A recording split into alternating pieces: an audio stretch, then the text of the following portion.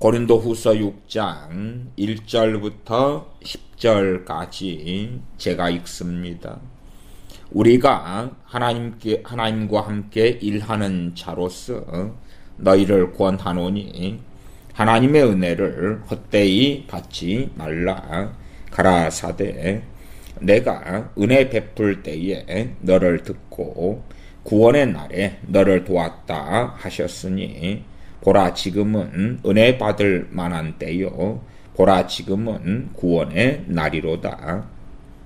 우리가 이 직책이 회방을 받지 않게 하려고 무엇에든지 아무에게도 꺼리끼지 않게 하고 오직 모든 일에 하나님의 일꾼으로 자천하여 많이 견디는 것과 환난과 궁핍과 곤란과 매맞음과 갇힘과 요란한 것과 수고로움과 자지 못함과 먹지 못함과 깨끗함과 지식과 오래 참음과 자비함과 성령님의 감화와 거짓이 없는 사랑과 진리의 말씀과 하나님의 능력 안에 있어 의의 병기로 좌우하고 영광과 욕됨으로 말미암으며 악한 이름과 아름다운 이름으로 말미암으며 속이는 자 같으나 참되고 무명한 자 같으나 유명한 자요 죽은 자 같으나 보라 우리가 살고 징계를 받는 자 같으나 죽임을 당하지 아니하고 근심하는 자 같으나 항상 기뻐하고 가난한 자 같으나 많은 사람을 부요하게 하고 아무것도 없는 자 같으나 모든 것을 가진 자로다. 아멘. 자녀 교육 시리즈 말씀 가운데 은혜와 권리 혹은 은혜와 당연한 권리의 제목으로 함께 살펴보려고 합니다. 자녀를 바르게 양육한다는 것은 참 어려운 일입니다. 그러나 바르게 양육한다면 그 가치는 세상의 그 어떤 것보다도 크다. 주님 앞에 섰을 때에 큰 칭찬을 받을 것이다 하는 것은 명확한 이야기가 됩니다. 은혜와 당연한 권리. 왜 이러한 제목이냐 그러면 첫째는 우리 자녀들이 부모 품 안에 있으면서 부모로부터 은혜를 입습니다. 당연한 권리가 아니라 은혜를 입는데 문제는 자녀들은 당연한 권리처럼 생각하여 감사치 아니하는 것입니다. 나아가서 드라마를 보고 영화를 보고 친구들을 보고 만나면서 비교하고 그래서 자신들이 부모의 은혜로 인하여 받고 누리는 것에 대하여 그것이 적다라고 생각하게 됩니다. 심지어는 지금 시대는 사회주의, 공산주의 사상으로 젊은 친구들이 혹은 아이들이 쇠뇌되어져 가고 있기도 합니다. 우리가 당연하게 누릴 권리를 박탈당하고 있고 우리가 소유할 것들이 많아야 되는데 저 재벌들이 저 누군가가 과거로 한다면은 대지주가 우리의 것을 돌아가고 훔쳐가고 빼앗아갔노라. 그러면 공산주의 혁명, 사회주의 혁명 혹은 법을 만들어서 그들의 것을 빼앗아내야 된다. 아이들은 은혜를 특권이며 권리이며 당연한 것으로 여기게 되어집니다. 또한 그렇게 학교 교육이 되어지고 그렇게 가치관들이 전파됩니다. 그래서 지금 시대는 과거의 세대하고 너무 다르게 자녀 교육의 중요성은 훨씬 더 커지고 그 다음에 과거의 지금의 장년 세대 혹은 노년 세대가 먹고 사느라고 너무나 힘들고 지치고 바빠서 자녀 교육에 마음을 쏟을 여력이 없었던 때에 그러나 그럼에도 불구하고 그럭저럭 자녀들이 성장해 왔던 것이지요. 그러나 지금 시대는 그렇지 않습니다. 그냥 그렇게 비유하겠습니다. 우리가 자녀가 탄 배가 있다. 아무도 노를 젓지 않습니다.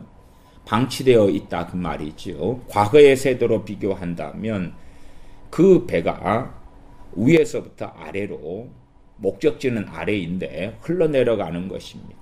왜? 강물이 위에서 아래로 흐르니까 잘 흘러내려간다. 그렇게 비유한다면 지금 시대에는 목적지가 하류가 아니라 상류에가 있습니다. 그리고 자녀가 탄 배가 있는데 방치해 두면 그러면 목적지는 이제 상류가 되고 강을 거스려 올라가야 되는데 아래로 흘러내려간다는 사실입니다. 과거의 시대에는 다 전반적으로 가난했기 때문에 그래서 무엇인가가 하나 주어진다는 것이 부모의 노력과 수고와 땀 흘림으로 주어진다는 것을 알았던 세대입니다. 그러나 지금은 모든 것이 풍성하고 많기 때문에 기준은 더 높아져 가고 자녀들의 탐심과 욕심은 더 커져가면서 당연 시대가 도래했습니다. 부모도 마찬가지입니다. 자녀를 사랑하기 때문에 자녀들에게 부족함이 없이 채워주고 싶은 그러한 욕망이 있지 않겠습니까? 더군다나 기성세대, 부모 세대가 있었다고 합시다. 그냥 지금 기준으로 하면 노인세대. 노인세대는 가난하고 헐벗고 굶주리고 그 어려움의 세대를 겪어왔습니다. 그 노인의 세대가 지금의 중장년 세대를 낳았지요. 그러면 지금의 중장년 세대에게 어떤 교육을 많이 시켰냐? 그러면 자녀들에게 못해줘서 미안한 그러한 시대. 그래서 지금의 중장년 세대는 자신들이 어릴 때처럼 부족해서 눈물 흘리지 않고 애타하지 않기를 원해서 자신들이 결혼한 다음에 이제 자녀들을 낳은 다음에 그 자녀들은 지금은 한 청년 세대가 된다고 합시다. 그래서 자신들이 옷이 없어 춥고 운동화가 없어서 발이 시렵고 난방이 되지 않아 덜덜 떨고 그것을 겪지 않게 하려고 하는 것이죠. 노년 세대 같으면 그걸 겪지 않게 하려고 해도 당시에 대한민국의 발전 상황상, 경제 상황상 일부를 제외하고는 가능하지 않았지요. 그러나 이제 지금의 중장년 세대는 가능하게 되었습니다. 대한민국의 발전 상황상, 직업, 직장이나 소득 수준상 가능하게 되었어요. 그래서 최선을 다해서 자신들의 어린 시절과는 다르게 자녀들에게 채워주고 그렇게 되었습니다. 노인 세대 때는 채워주고 싶으나 가진 것이 없는 시대가 많았다면 그때는 상류층과 하류층 그렇게 양극단의 양극화가 심했다면 경제가 발전되어 가면서 허리층인 중산층이 두꺼워지기 시작하고 많아지기 시작했지요. 지금은 다시 이제 문정권이 들어서면서 빈곤층이 많이 증가했습니다. 기성세대는 자녀들에게 자신들이 겪었던 가난을 겪지 않게 하려고 발버둥치고 그렇게 해서 부모의 땀을 흘리고 수고한 것 그것을 자녀들에게 공급했고 자녀들은 어떻게 생각되어졌는가 할 때에 이것은 우리의 당연한 권리다. 소위 인권이죠. 인권. 우리의 당연한 권리다. 우리는 당연히 권리를 누려야 돼. 우리는 외식도 해야 되고 용돈을 주는 것도 우리의 당연한 권리. 부모가 주어야 한다 그 말이에요. 용돈을 받고 누리는 것. 또한 대학을 가는 것도 당연한 권리다. 이것저것이 당연한 권리다. 그래서 그러한 것이 부족하고 박탈되게 보이거나 기준은 연예인들이나 드라마에 나오는 주인공이 될 수도 있습니다. 그러한 기준으로 채워지지 않을 때에 불평하고 원망하며 분노하며 성기를 내게 되겠지요. 그래서 선동당하기 아주 쉬운 상태가 되어집니다. 자녀들에게 있어서 부모가 공급하는 것이 은혜라는 것을 가르쳐야 될 것입니다. 어떻게 가르칠 수 있을지는 여러분이 지혜롭게, 부모인 여러분이 지혜롭게 생각하십시오. 자, 일반적인 이야기를 가볍게 해보겠습니다. 제가 고양이를 키웁니다. 고양이를 키우는데 이 고양이가 이제 넉 달 되었는데 사료통에 사료를 항상 채워놓으면 이 고양이는 사람을 집사로 압니다. 소위 저를 집사로 알고, 그리고 사료통에서 사료를 자기가 먹고 싶을 때마다 먹고, 그리고 집 멋대로 뛰어놉니다. 그리고 그걸 제재하면 핥히기도 하고 물기도 하지요. 그래서 고양이가 심심하면 주인인 제게 놀아달라고 합니다. 그리고 고양이는 점점점 사나워져 갑니다. 점점점 제멋대로 변해갑니다. 고양이마다 성격이 다 다른데 지금 제가 키우고 있는 고양이는 좀 활발한 그런 고양이가 됩니다. 근데 저는 사료통에 이제 어떨 때 그득하게 항상 고양이 입장의 생각에서 넣어놓다가 이것이 좋은 고양이 키우는 방식이 아니구나 해서 지금은 되도록이면 사료통에 이 사료를 잘 안 놔둡니다. 그러면 이 고양이가 넉 달짜리도 야가 빠져가지고 이제 이 사람한테 가서 좀 아부하고 저 사람한테가 아부해서 뭘 얻어먹습니다. 배가 부르지요. 배가 불러. 고양이한테 어쨌든 주인은 접니다. 뭐 다른 가족들이 아니라 저예요. 그러니까 다른 식구들에게서 뭘 얻어먹으면 제 말을 안 듣습니다. 제 말을 안 들어. 왜 다른 식구들에게 얻어먹었는데 내가 당신 말을 들을 것이 무엇이냐. 그래서 교육이 제대로 안 되어 버리죠. 저 말고는 사료를 고양이한테 주지 말아라. 그래도 다른 식구들이 별로 말을 안 듣습니다. 왜 고양이의 사랑을 자기도 받고 싶잖아요. 어쨌든 사료 관리가 안 되는 것이에요. 이게 고양이가 배가 고파서 왔을 때에 그리고 이제 겸손하게 고양이도 사료를 구해야 됩니다. 그리고 사료가 거저 나오는 것이 아니기 때문에 그 사료를 얻어먹기 위하여 굴복해야 되고 순종해야 되고 거저가 아니라는 걸 알아야 되죠. 은혜로 사료가 주인에게서 주어지는 것을 알아야 합니다. 그러나 약삭빠르게 더 이 사람 저 사람에게 가서 얻어먹게 될 때에 더 발광을 하게 되지요. 뭔가를 자녀가 얻을 때도 그렇지 않겠습니까? 어머니 아버지가 자동으로 채워지지 않을 때에 할아버지가 있다, 이모가 있다, 고모가 있다, 삼촌이 있다고 얻으면 부모 말은 안 듣습니다. 부모 말을 왜 듣습니까? 다른 사람에게 손 내밀면 되는데요. 아쉽지 않잖아요. 다른 사람들은 부모처럼 그 자녀를 오래 보지는 않습니다. 그러면 원하는 것을 좀 해주면 되지요. 부모는 원하는 것을 거의 항상 해주어야 한다면 타인들은 할머니든 할아버지든 삼촌이든 고모든 이모든 간에 어쩌다가 만나고 해주면 되는 것이에요. 그래서 부모에 대한 반항심을 타인들이 뭔가를 채워줄 때에 더 커져갑니다. 그래서 타인들 같은 경우도 뭔가를 채워줄 때에 부모의 의향을 물어야 되고 부모의 허락 안에서 그렇게 할 때에 최소한 자녀들이 덜 망가지게 된다. 그렇게는 말씀을 드리겠습니다. 그래서 저는 어리석은 부모에 대해서는 그렇게 말씀드려요. 냉장고에 자녀들이 먹을 간식과 음식을 그득하게 쌓아놓는 부모들. 참 어리석지요. 그러면 냉장고에 자기가 때마다 먹고 싶은 그러한 간식들과 음식들이 있다. 케이크도 있고 치킨도 있고 피자도 있고 초코파이도 있고 과자들도 있고 요플레 요구르트도 있고 뭐 이것저것 다 있다. 그러면 지그들이 먹고 싶을 때마다 먹을 거 아니에요. 그러면 이제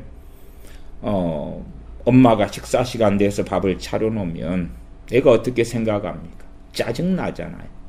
아니 냉장고에 문 열어서 먹고 배가 부른데 3시, 4시, 5시에도 먹는데 7시에 밥 먹자 그러는데 배가 안 고프잖아요. 엄마는 아빠 오셨으니까 밥 먹자 그러고 배부른데 안 먹어요. 안 먹어. 그러니까 말하자면 엄마가 밥을 차려주는 것은 은혜가 아니라 신경질나고 귀찮은 일이 되는 거예요. 아니 분명히 냉장고에 그득하게 쌓아둔 그 사람들이 부모님인데 그런데 그건 당연하게 내 손으로 끄집어내 먹으면 되는 것이고 그리고 이제 어머니께서 식사를 차려서 아버지 오셨으니까 밥 먹자 그러면 짜증나는 거예요. 나 지금 게임하고 있는데 나 지금 애니메이션 보고 있는데 드라마 보고 있는데 왜 귀찮게 하냐는 거예요. 그리고 이제 엄마는 사정을 하죠. 그 정도까지 가면 뭐 망한 집구석이다 그 정도 말씀드릴 수밖에 없을 것 같아요. 그냥 집이 이상한 집이다. 엄마가 사정을 해요. 밥 좀 먹자고. 밥 좀 먹자고. 아니 간식 꺼내 먹어서 아니면 친절하게 간식을 부지런히 먹여요. 애가 좀 심심하게 보이면 뭐 먹을래? 뭐 해줄까? 뭐 해줄까? 뭐 사줄까? 간식 먹인 다음에 간식 먹여서 조그만 애가 배가 작잖아요. 위장이. 배가 찼는데 이제 밥때가 곧 다가오는 거예요. 밥 먹자. 한 숟가락만 먹자. 그러면 참 그런 엄마들은 좀 정신적으로 문제가 있는 것 같아요. 정신적으로. 아니 쬐깐한 애가 위장이 조그만한데 간식을 그때그때 먹어가지고 간식은요 영양의 불균형이거든요. 아이가 그냥 비만으로 뚱뚱해지거나 그건 그냥 가볍게 벌어지는 일이에요. 당분이 많아지고 문제가 많아져요. 근데 간식을 주식처럼 먹여요. 왜? 간식을 먹일 때마다 애는 기뻐하고 좋아하거든요. 그리고 엄마 사랑해요 그러죠. 그리고 이제 립서비스 해주면 엄마들은 넘어갔어. 심지어 그 간식을 사 먹이는 것을 이제 아빠하고 경쟁을 할 수도 있어요. 엄마가 뭘 해주고 아빠도 해주고 그 자식의 사랑을 갈구하기 때문에 자식은 그래서 부모를 이용하고 어릴 때부터 부모의 머리 꼭대기에 올라앉지요. 그리고 아이들은 당연한 것을 여기는 거예요. 간식을 해주는 것, 냉장고에 그득하게 쌓아놓는 것 당연한 것이에요. 그리고 냉장고에 집 먹을 게 떨어지면 엄마 왜 없냐고 짜증이나 내죠. 그 정도 되면 이제 사람이 아니라 짐승보다 못하게 변해버리고 만 것이죠. 그래서 3살 버릇 8까지 간다고 되도록이면 지혜로운 부모는요 불편하더라도 냉장고에 자녀들 먹을 거 그득하게 쌓아놓으면 안 돼요. 안 돼. 불편하더라도 먹을 것이 되도록이면 좀 없게 해놔야 돼. 없게 해놔야 돼. 그 다음에 이제 수고하면서 자녀에게 먹을 것을 만들어 주어야 되겠죠. 또한 먹을 걸 만드는 중에 자녀들에게도 일감까지 주면 더 지혜로운 엄마들이 되겠지요.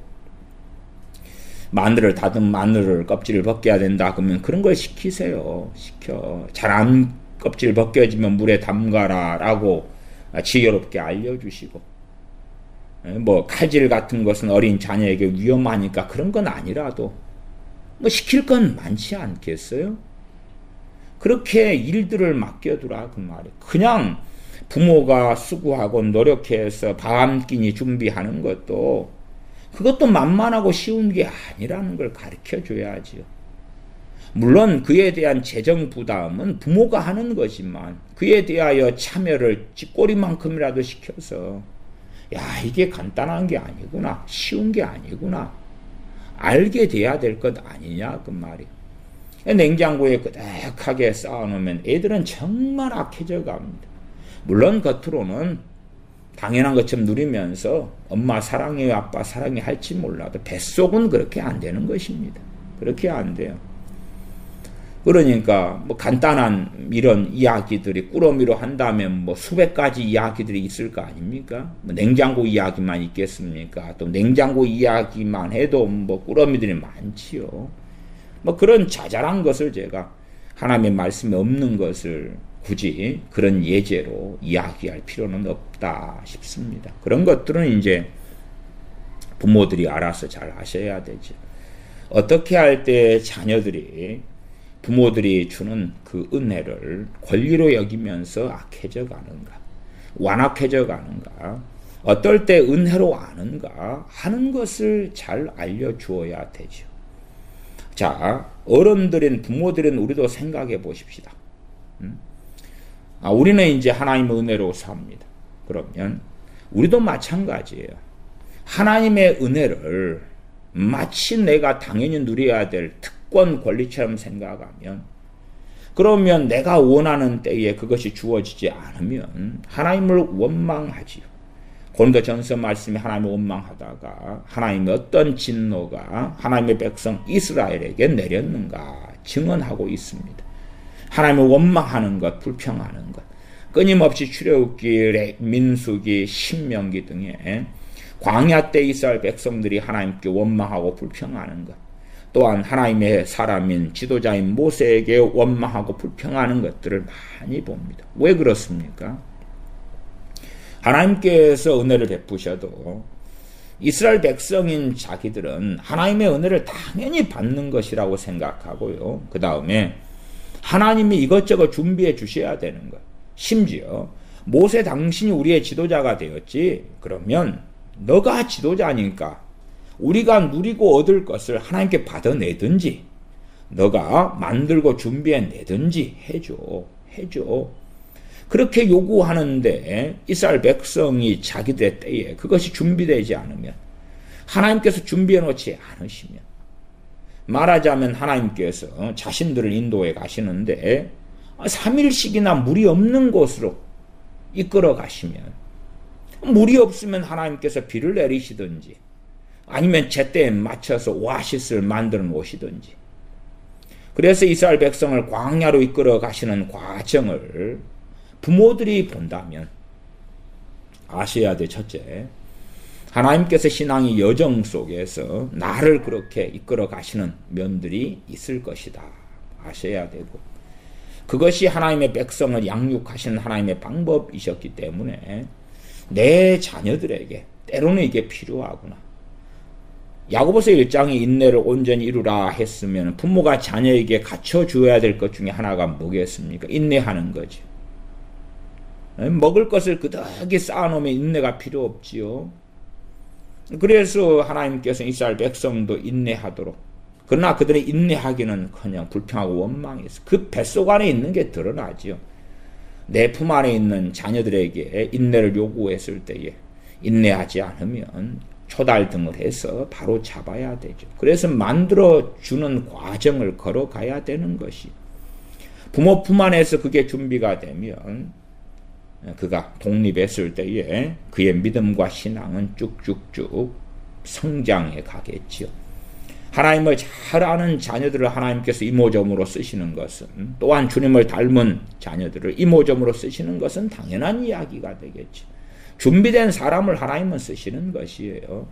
그래서 디도서나 디모데전서에서나 감독이나 장로나 주의 종의 차질에 대하여 그것이 준비된 사람, 있는 사람을 장로나 감독이나 집사로 세워라 명령하고 있죠. 준비가 되면 되는 것이에요. 준비가 안 됐는데 하나님 내 자녀를 써주시옵소서 하면 똥덩어리를 하나님께 던지면서 하나님 다이아몬드로 만들어 주십시오 하는 하나님을 모욕하는 그러한 악한 짓을 하면서도 전혀 그렇지 않다고 생각하지요.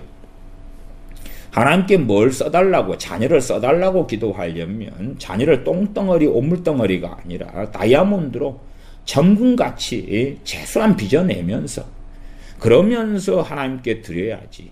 잘했다, 내가 쓰겠다.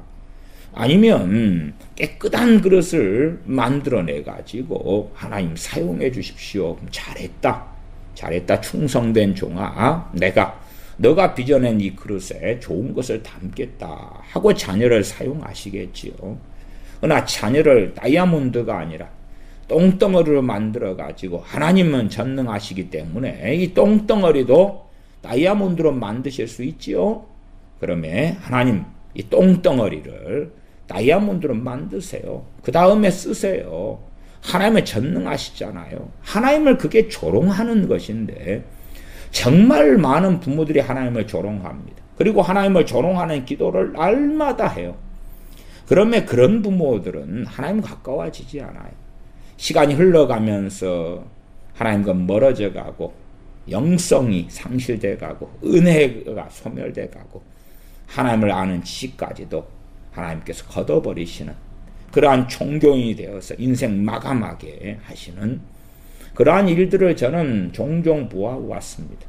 자기들의 문제가 뭔지 몰라요. 그래서 자녀들만 위해서 열심히 그렇게 똥덩어리를 다이아몬드로 만드소서 기도하다가 치매 걸리고 노망 걸리고 하나님도 잊어버리고 주님도 잊어버리고 병 들어가고 아파가고 원망만 하다가 돌아가시는 슬픈 일들이 벌어지는 것을 봅니다.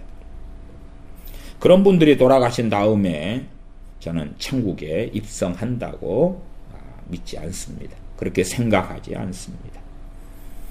어쨌든 내 품 안에 자녀가 있을 때에 자녀로 하여금 은혜와 또한 권리가 아니라 의무를 가르쳐야 됩니다.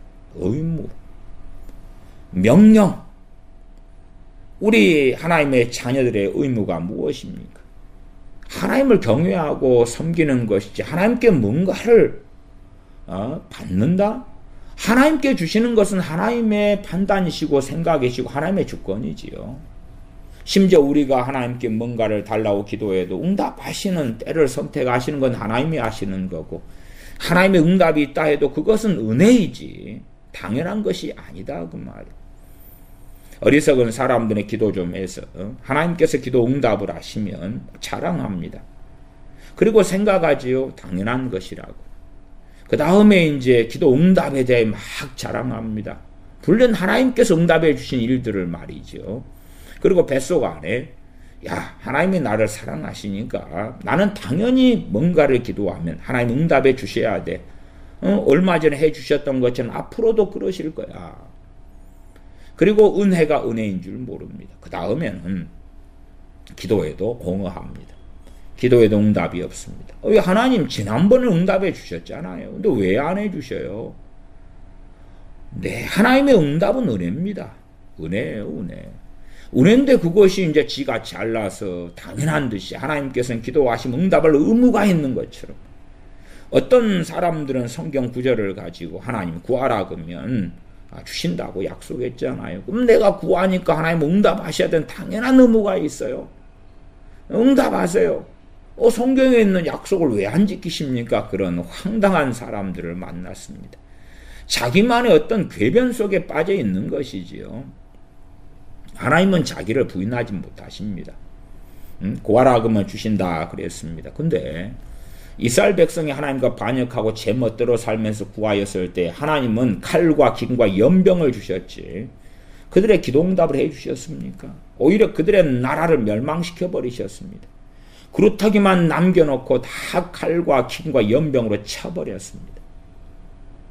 자기들이 하나님의 자리에 서 있으면서 하나님의 은혜 안에 거하고 있으면서 하나님께 순종하는 가운데 그때에 하나님의 은혜를 구해야지. 그 전제가 있지요. 예를 들어 신명기 28장에 복과 저주가 있다. 너희가 선택하라 했으면 주님께서 구하라 그러면 너희에게 주실 것이요. 그러면 전제는 누굽니까?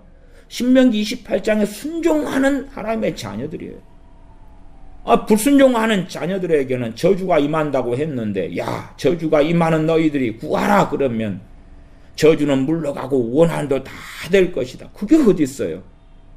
야고보서 4장에 너희가 얻지 못하면 구하지 아니하며 그러면 구하면 돼요? 구하여도 얻지 못하면 정욕으로 쓰려고 잘못 구함이니라.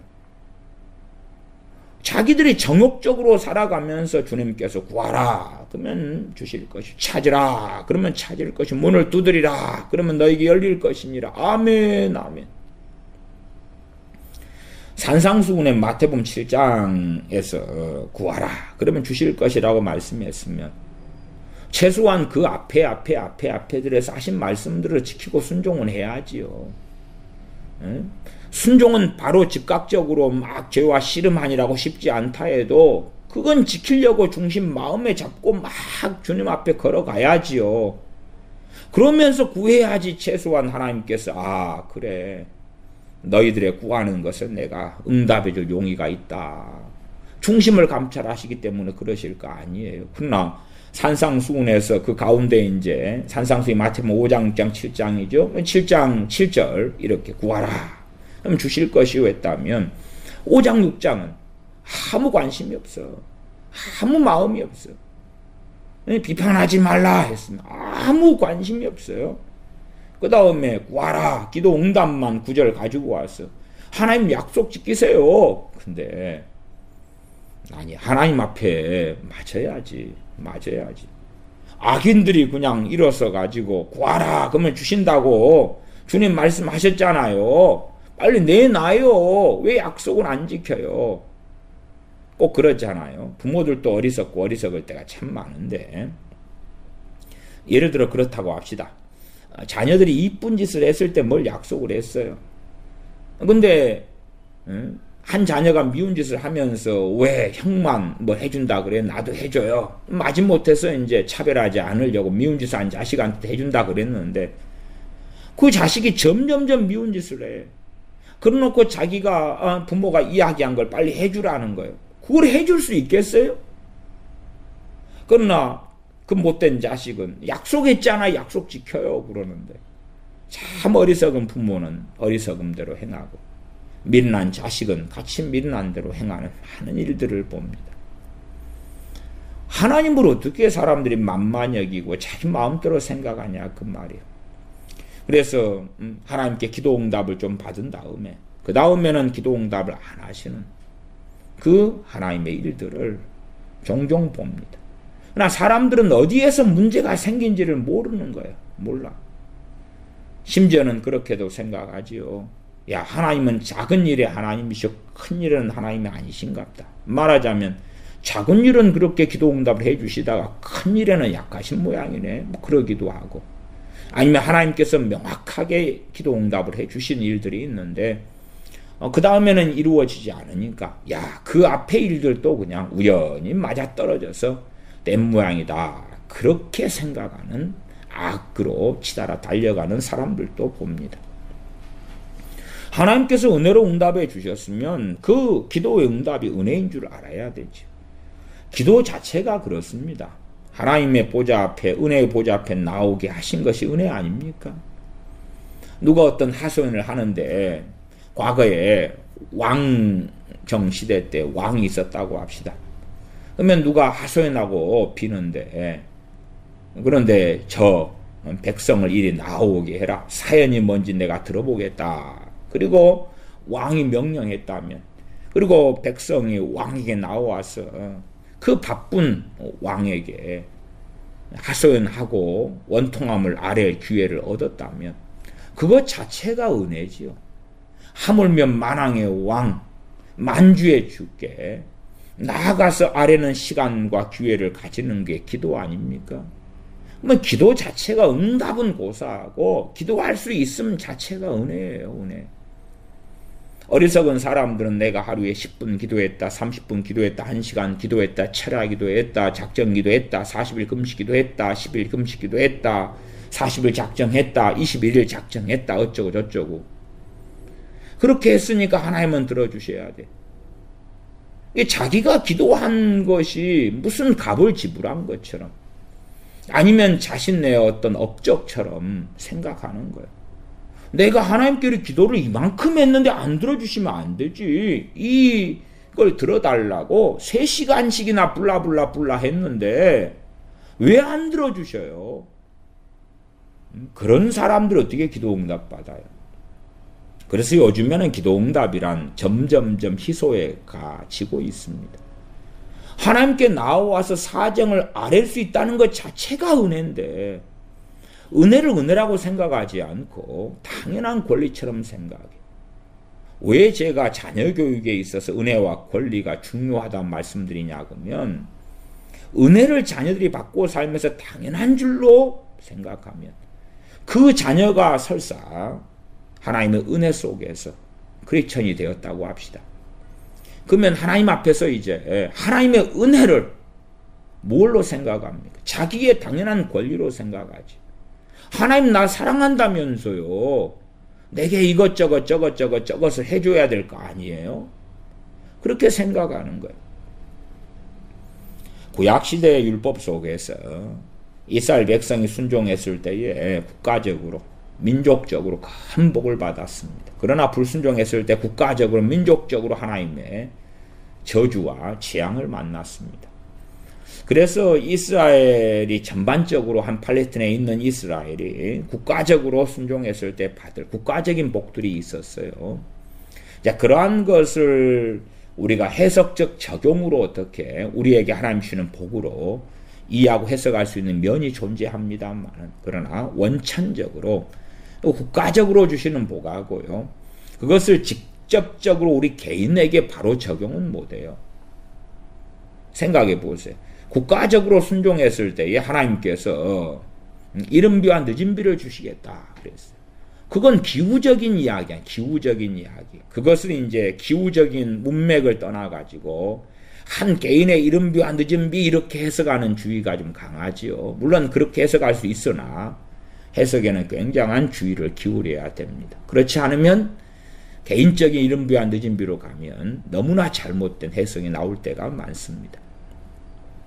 이른비와 늦은비는 기후지요. 물이 필요할 때 농사 지은 시대에서 국가적으로 하나님께서 이른비와 늦은비를 주셔서 풍성한 풍년을 주시겠다 약속하시는 것이지요. 한 개인의 문제가 아니라 전반적인 이스라엘 백성이 하나님 앞에 순종했을 때 하는 문제예요. 그렇게 구약에 있는 하나님의 축복의 복의 약속들, 그러한 것을 이제 지금 시대로 구약에서 몇 구절 이런저런 거 끄집어내 와서 많은 과거의 부흥사들이나 또한 지금의 상당한 목회자들이 기복주의를 부지런히 가리킵니다. 자, 하나님께 순종하면 복을 주시는데 그 복은 물질의 복을 기반으로 해서 자녀의 복이라든지 재산의 복이라든지 건강의 복이라든지 부지런히 가리키죠. 그러면 그러한 복들을 받아보려고 애를 쓰는 양상을 보이죠. 고린도후서 오늘 6장을 읽었는데 6장의 본문을 봐보십시다. 일단은 은혜에 대한 말씀은 1절, 2절인데 이것은 좀 지나가고 조금 있다가 본론적으로 이제 다루기로 하고요. 이 하나님의 사람들이 겪었던 일들을 봅시다. 이 하나님의 사람들이 어떠한 고난, 어떠한 환난, 어떠한 어려움을 겪으면서 참으로 복음을 위하여 수고했는지를 봅시다. 이 고린도후서 1장 1절에 보면 고린도후서 1장 1절에 기록한 사람이 나와 있습니다. 고린도후서를 쓴 서신을 쓴 사람들. 고린도후서 1장 1절에 하나님의 뜻으로 말미암아 그리스도 예수님의 사도된 바울과 및 형제 디모데는 고린도에 있는 하나님의 교회와 또 온 아가야에 있는 모든 성도에게, 그러면 바울과 디모데구나. 고린도후서는 바울과 디모데입니다. 고린도후서는 전서까지 보면 전서 1장 1절을 보면 전서는 누군가 봅시다. 전서 하나님의 뜻을 따라 그리스도 예수님의 사도로 부르심을 받은 형제와 및 형제 소스테네는 전서하고 후서가 저자가 틀리구나. 우리는 보통 이제 바울 그래 끝납니다만은 성경은 안 그래요. 고린도전서는 바울과 소스테네고요. 고린도후서는 바울과 디모데고. 상식입니다. 상식. 자꾸만 그냥 바울 서신 그래가지고 바울 혼자 그거 아니에요. 서신마다 틀려요. 이게 상식이니까 그건 넘어가고. 자, 그러면 일단 우리가 그렇게 말할 때 기본은 고린도후서 6장 3절에 우리가 그러면 기본은 바울과 디모데지요. 고린도전서에서 우리가 그럼 바울과 소스테네고, 그러면 3절 우리가 이 직책이 회방을 받지 않게 하려고 무엇에든지 아무에게도 거리끼지 않게 하고 오직 모든 일에 하나님의 일꾼으로 자천하여. 디모데는 참 젊어서부터 어려서부터 성경을 알고, 그리고 정말 흠결이 거의 없는 사람이 디모데입니다. 하나님의 종 디모데예요. 그런데 사도 바울은 두말할 것이 없고, 물론 교회를 핍박했던 믿지 아니할 때 일이 있습니다만은, 그러나 사도 바울은 정말 사도 중에 사도입니다. 그러면 이들이 구약적으로 어떻게 이리저리 많은 부흥사들이나 목회자들이 말하는 기복주의적으로 했을 때에 그 다음에 사도 바울이나 디모데 같이 믿음이 좋은 사람이 어디 얼마나 있습니까? 기도는 뭘로 합니까? 믿음으로 하지. 뭐 그렇게 따지면은 사도 바울이나 디모데의 주변에 얼마나 가난한 사람들이 많습니까? 어려운 사람들이 얼마나 많아요. 돈이 생기면은 그들은 헛되게 쓰지 않을 사람들입니다. 뭐 그런 걸 볼 때에 사도 바울이 디모데가 하나님 돈 좀 주세요. 그럼 막 10억, 100억이 떨어지고 1조가 떨어지고 막 그럴 거 아니에요? 아니 요즘 스타일의 생각의 방식으로 그렇다고 말이에요. 그렇다. 그러나 사도 바울이나 디모데나 참 어려운 삶을 살았어. 그들은요 복음을 위하여 진리를 위하여 평생을 보냈던 사람들이에요. 그런데 그들이 4절 고린도후서 6장 4절 오직 모든 일에 하나님의 일꾼으로 자천하여 많이 견디는 것과 견디는 건 인내하는 거죠. 그러면 우리가 잠을 자는데 막 견딘다 그러지 않죠. 잠을 잘 때 휴식이니까. 아니면 소풍을 가는데 막 견딘다 안 쓰죠. 좋은 일에는 쓰는 거 아니에요. 견디는 게 좋은 일에 어떻게 했습니까? 좋은 일에 쓰는 거 아니에요. 아주 아름다운 거 구경하는데 구경하기 싫은데 막 견디면서 구경해. 그럼 이상하잖아요. 많이 견디는 것과 고통스러운 일에 있어서 인내를 쓰는 거예요. 견딘다 그 말이에요. 환난과 궁핍과 곤란과 매맞음과 정말 많은 사람이 크리스찬으로 살면서 심지어 자기가 잘못해서 매를 맞아도 하나님 원망하는 자들이 꽤 있습니다. 자기가 잘못했는데도 하나님이 다 그 잘못해가지고 거두는 가시 원건기를 하나님이 치워달라고 그러는 거예요.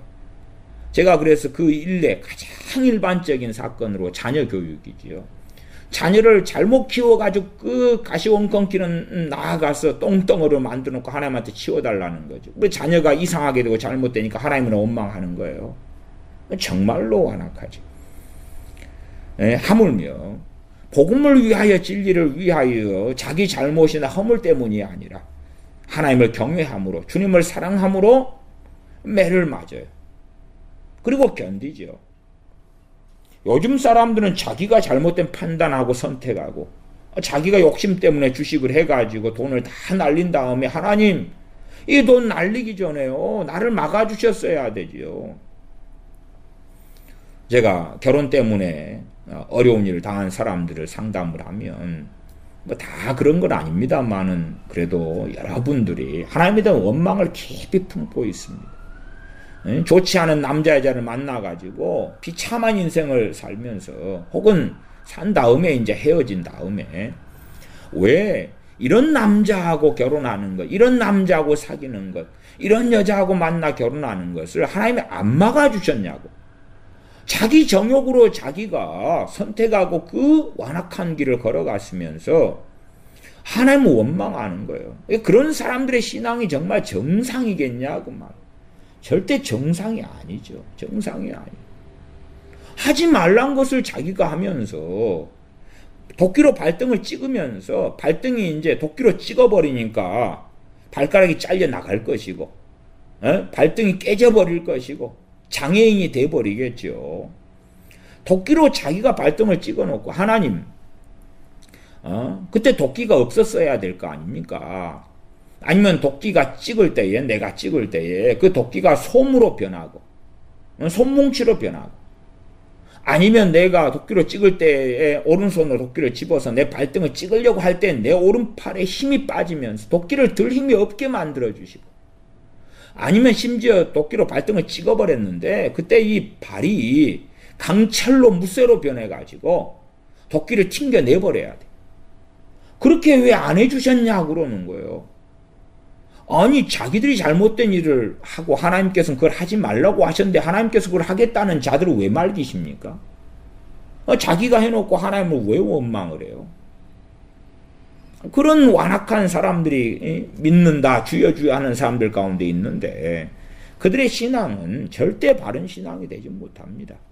하나님 앞에 그들은 제대로 서지 못할 것이다. 그 말이에요. 기복주의에 빠져가지고 자기들이 하는 어떤 종교적 행위를 가지고 이제는 재산이 들어올 거고 돈이 많이 벌릴 거고 성공할 거고 잘 될 거고 행복할 거고 뭐 그걸 기대하면서 살아갑니다. 그러나 사도 바울과 디모데는 5절에 매맞음과 갇힘은 감옥에 들어가는 것 아닙니까? 요란한 거, 수고로움, 자지 못함, 먹지 못함. 지금은 먹을 것이 그득하잖아요. 어지간한 가난한 사람이라도 먹을 것이 떨어져서 가난은 아니겠죠. 차가 없어서 좋은 아파트 집이 없어서 뭐 그런 정도겠지. 대한민국 상황에서 극소수를 제외하고는 먹기 싫어서 안 먹지. 그러나 먹을 것이 없어서 먹지 못하는 거예요. 아니 믿음의 기도를 할 수 있는 사도 바울이나 이 하나님의 종 디모데가 먹을 것이 없으니까 먹지 못하지. 혹은 정말 하나님의 일에 바빠서 먹을 시간이 없을 때도 있었겠죠. 먹지 못해요. 굶주려 본 사람은 굶주림의 고통을 알 것입니다. 굶주림의 고통은 정말 큽니다. 하나님의 은혜로 금식을 할 때도 은혜가 있어서도 꽤 힘든데 그냥 없어서 못 먹는 것은 참 비참한 일을 넘어서서 굉장한 고통을 가져옵니다. 그래서 아무리 양반이라도 3일을 굶으면 남의 집 담을 넘는다. 그렇게 말하지요. 6절 깨끗함과 지식과 오래 참음과 자비함과 성령의 감화와 거짓이 없는 사랑과 진리의 말씀과 하나님의 능력 안에 있어 의의 병기로 좌우하고 이렇게 6절 7절처럼 살았으면 요즘에 어떤 목회자들이 기복주의를 전하는 거에 따르면 뭐 그냥 전 세계의 부가 다 들어와야 돼. 전 세계의 돈이 그냥 다 흘러 들어와야 될 거 아니에요. 그래서 지금 시대에는 그런 거 아닙니까? 마치 그 조영규 목사님의 삼박자 축복 요한 3서 2절에 장로 가이오에게 사도 요한이 그렇게 기도한다는 개인적인 말씀을 그냥 보편적인 모든 크리스천들에게 다 적용을 시키면서 삼박자 축복을 내 영혼이 잘됨 같이 내가 범사가 잘되고 강건하는 그 삼박자 축복을 가리켜서 한국교회 큰 걸림돌을 잘못된 성경 해석을 만들어버렸던 것처럼 야 믿음이 좋으면 돈도 많아져. 믿음이 좋으면 부자가 돼. 믿음이 좋으면 성공해. 에? 하나님 관계가 좋으면 만사가 형통해. 성경에서 하는 말씀하는 형통은요, 우리가 생각하는 그러한 형통하고는 굉장히 다릅니다. 달라요. 그러면 이 사도 바울이나 디모데나 이 하나님의 사람들이 고린도서 6장 6절 7절처럼 깨끗함은 죄 안 짓고 거룩하다고 말이에요. 지식과 하나님의 참된 말씀의 지식을 따라서 행했다 그 말이죠. 오래 참음, 자비, 성령의 감화로 자신의 육정으로가 아니라 거짓이 없는 사랑으로 진리의 말씀과 하나님의 능력 안에 있어서 의의 병기로 좌우했다. 그런 삶을 살았는데도 자지 못하고 먹지 못하고 수고롭고 우리가 보통 자지 못하는 불면증은 이 하나님의 사람들하고는 전혀 다른 것에 있는 거죠. 전혀 다른 것에 있죠. 환난을 당하고 핍박을 당하고 홍핍을 당하고 곤란을 당하고 그러한 삶을 하나님의 사람들이 살았어요. 물론 우리가 그러한 삶을 살지 않는 많은 일들은 하나님의 큰 은혜와 긍휼과 자비입니다. 사실상 대부분 우리 주제에 이 사도 바울이나 디모데 같은 하나님의 종이 겪었던 일들을 겪으면 대부분은 하나님 등지고 배반하고 원망할 것입니다. 그래서 우리가 견딜 만한 게 주셔요. 그러나 주님 앞에 섰을 때는 그만큼 칭찬받을 거나 상을 받을 건 별로 없는 것입니다. 정말로 감당할 만한데 이 하나님의 종들은 감당할 시험밖에 너희가 당한 것이 없나니 말씀하실 때에 이들은 정말로 우리보다 100배, 1000배, 10,000배 더 헌신돼 가지고 그래서 이러한 시험을 그러한 환난을 당해도 이들은 감당할 하나님의 종들이기 때문에 그런 자리에 집어넣은 것입니다. 요즘식으로 하면 밥 없으면 밥 줘요. 어떤 부모가 어린 자녀에게 저 아프리카에 자, 어려운 아이들은 먹을 것이 없어서 고통한단다 그랬더니 아빠 뭐 밥이 없어서 그랬다 그랬더니 밥 없으면 라면 끓여 먹으면 되지. 당연한 것처럼 라면도 없단다 그러면 피자 시켜 먹으면 되지. 그러는 거예요. 왜? 지는 당연하게 밥 없으면 라면 끓여 먹고 라면 없으면 집에 간식거리 챙겨 먹고 피자 시켜 먹고 그러면 간단하니까. 엄마 아빠가 나가면서 돈 많은 여기에 놔뒀다. 짜장면 시켜 먹어라. 꽃배기 시켜 먹어라. 예, 알았어요. 당연한 것이니까. 그렇게 살아오니까 못 먹는 소위 고난당하는 그런 아이들의 형편을 도무지 이해하지 못하는 것이죠. 부모 품 안에서 당연하게 자녀들이 누리고만 살았다. 그러면 이제 품 안에서 당연하게 이것저것 다 누리고 살았는데 가서 독립을 한다 합시다. 그리고 사회생활, 세상생활은 간단합니까? 뭐 좋은 직장에 취직해도 이제 신입사원이어서 배울 것도 많고 야단 맞을 것도 많고 잠 못 잘 것도 많고 고생될 것도 많아요. 그게 편합니까? 부모 품 안에서 다 누리고 살다가 이제 신입사원 되고 사회생활 할 때 그 고생을 견딜 힘이 어디가 있습니까? 그래서 금방 좋은 직장도 그만둬버려요. 왜? 너무 힘들어. 그래서 실제로 좋은 직장에 들어가도 요즘에 젊은 애들은 퇴사율이 굉장히 높아요. 퇴사한 다음에 뭘 꿈꾸냐 그럴 때에 야 부모님이 커피숍 하나 건물 하나 사줘서 차려주면 그걸 바라는 거예요. 그냥 힘들지 않은 일을 바라는 거예요. 대기업이라도 요즘에 젊은 애들 퇴사율이 적은 게 아닙니다. 좋은 직장 들어갔는데 금방 그만둬버려요. 못 견뎌요. 소위 그렇잖아요. 수능을 보는 아이들에게 좋은 대학만 들어가면 인생 편다. 그런 대학 들어가니까 인자 시작이라. 오히려 대학생 때가 그나마 또 나은 거죠. 직장에 들어갈 때 비하면. 직장에 들어갔더니 정말 만만치 않아요. 대기업은 월급을 많이 주면 줄수록 일도 고되단 말이에요. 해야 될 일이 많지. 돈 값어치도 해야 될 거 아니에요. 중소기업은 뭐 두말할 것도 없지요. 월급은 적고 또 그것도 고생이 심하고. 더군다나 대인관계에서 쫄병으로 들어가는데 신입사원 들어가는데 다 위에 높으신 직장 상사들이 있는데 그게 쉽겠어요. 또한 좀 승진해가지고 신입사원에서 주임이 되고 대리가 되고 과장이 됐다 그래도 위아래서 그냥 힘들어요. 대인관계사. 또 요즘에는 뭐 부장쯤 돼도 신입사원들이 아니면 밑에 있는 사원들이 지금 시대의 사람들이어가지고 더 그냥 직급이 좀 있다 해도 절대 만만한 그런 게 아니라 그래요. 사고방식이나 생각이나 다 그렇게 변해버렸지. 그러면 부모 품 안에서 사실은 안전한 상황에서 고생을 좀 해야 돼요. 고난을 좀 받아야 돼요. 부모 품 안에 있을 때 인내도 좀 길러져야 되고 고생도 좀 해야 되는데 그런 것을 소위 부모의 사랑이라는 입장에서요 다 제거해버리는 거예요. 여자라고 생각해 보십시다. 여자애가 자라가지고 이제 어쨌든 뭐 나이 들어서 혼자 살든지 결혼하든지 결혼하면 더 그러겠지요. 남편이나 자녀들이나 다 여자들이 주로 음식하지 않습니까? 거의 전 세계적으로 그렇습니다. 남편과 함께 맞벌이 부부를 하더라도 집안 살림은 또 여자들이 대부분 해야 되지 않습니까? 뭐 남자들이 결혼하기 전에 같이 푼다면서 맞벌이 하니까 하자 그래도 그건 대부분 거짓말로 그친다는 건 아실 겁니다. 실제 현실은 안 그러니까요. 또한 남자들이 그것을 소수 빼놓고는 음식하는 걸 배운 사람이 별로 없잖아요. 그러면 할 줄 모르는데 그러면 이제 부모 품 안에서 손에 물도 안 묻히고 딸을 키웠다고 합시다. 그리고 이제 결혼해가지고 음식을 해야 되는데 음식을 할 줄 모르는데 음식하면서 그 고통은 얼마나 크겠냐고 말이에요. 힘들어요. 언제까지? 죽을 때까지. 그러나 음식하는 게 너무 익숙하게 되면 그러면 결혼해서도 음식 만드는 것은 안 힘들어요. 지치질 않아. 안 힘들어. 에너지가 소진이 안 돼요. 왜? 너무 익숙하고 편하거든. 편해. 음식을 안 해본 사람은 날마다 고심해. 오늘은 무슨 반찬을 만들어야 되지? 내일은 뭘 해야 되지? 모레는 뭘 해야 돼? 다음 주는 뭘 해야 되지? 고심하고 답이 쉽게 안 나와요. 왜 답이 안 나와? 만들 줄 아는 것이 별로 없으니까. 할 줄 아는 게 별로 없으니까.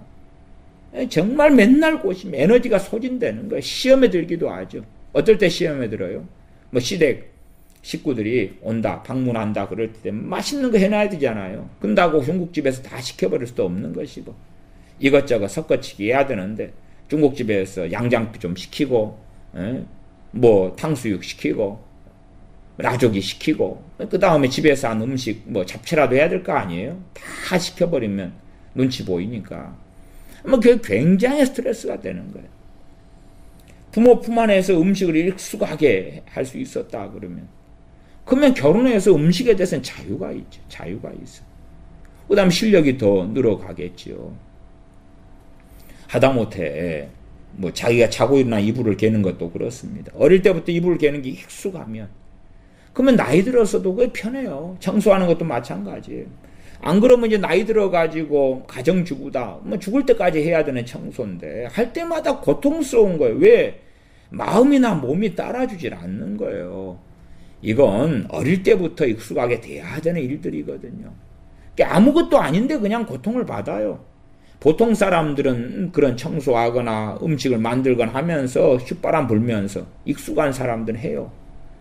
그건 안 힘든 일이거든. 그러나 어떤 사람들한테는 굉장히 힘든 일이 되는 거예요.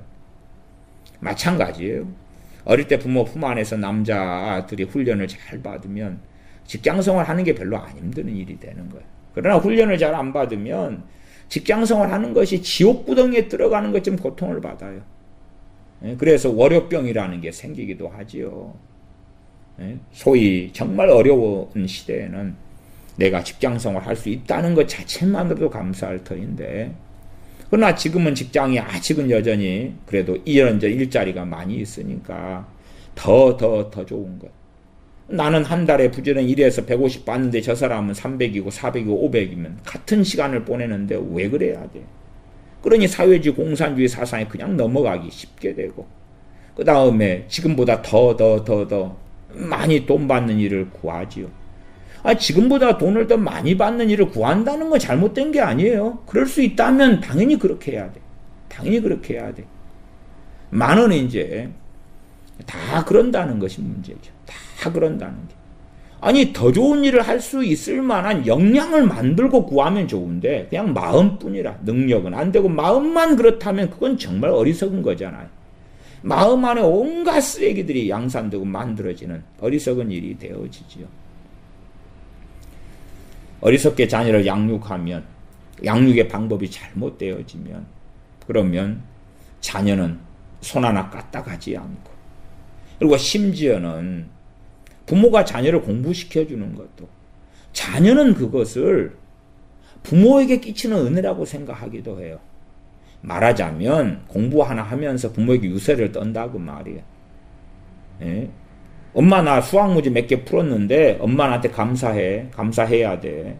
지를 위해서 부모가 희생하고 헌신해가지고 은혜로 공부를 시켜주는 건데 엄마 나 이거 1페이지 문제 풀었어. 나한테 뭐 해줄 거야?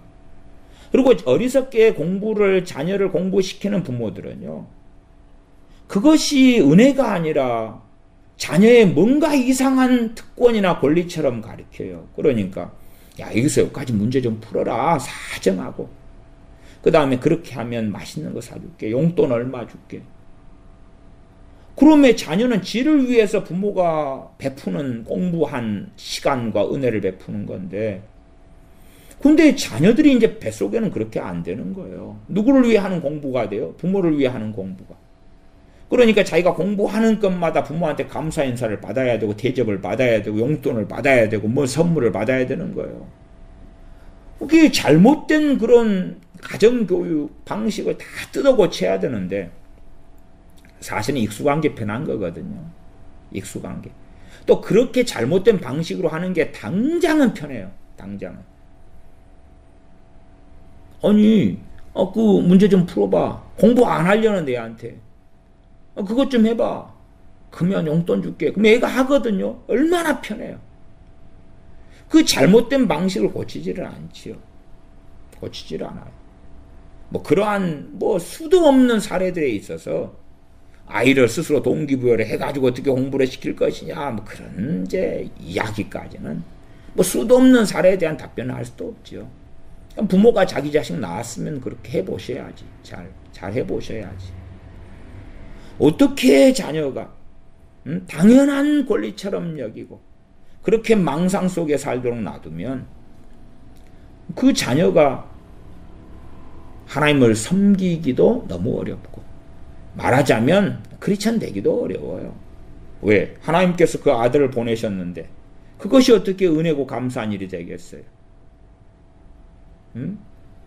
오히려 내가 하나님 믿어줘요. 내가 하나님 믿어준다니까. 제게 노숙자분들이 제가 목회할 때 많이 오셨는데 그 노숙자 특별히 남자분들이 그러시더라고요.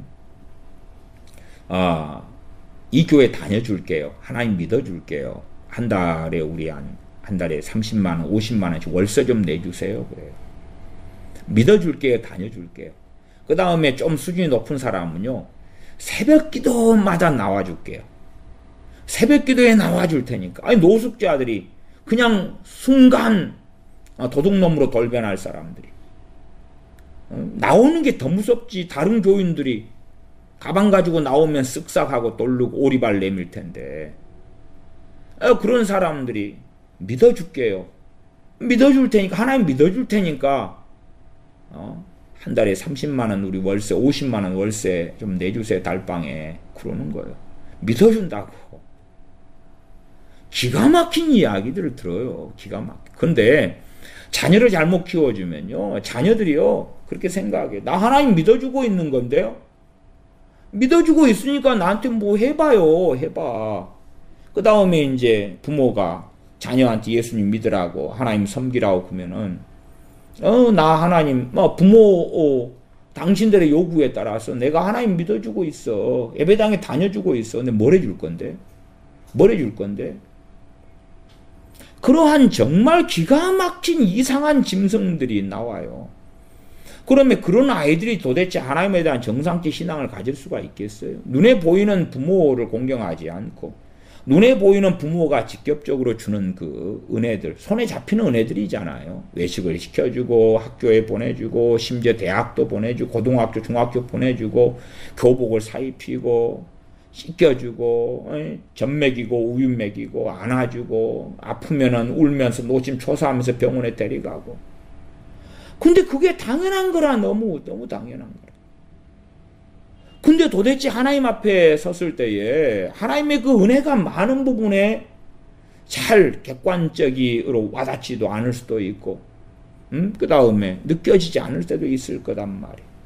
하나님 말씀을 통해서 명확해져 가지만 오늘 하나님의 말씀에 누가 주목을 하냐 그 말이에요.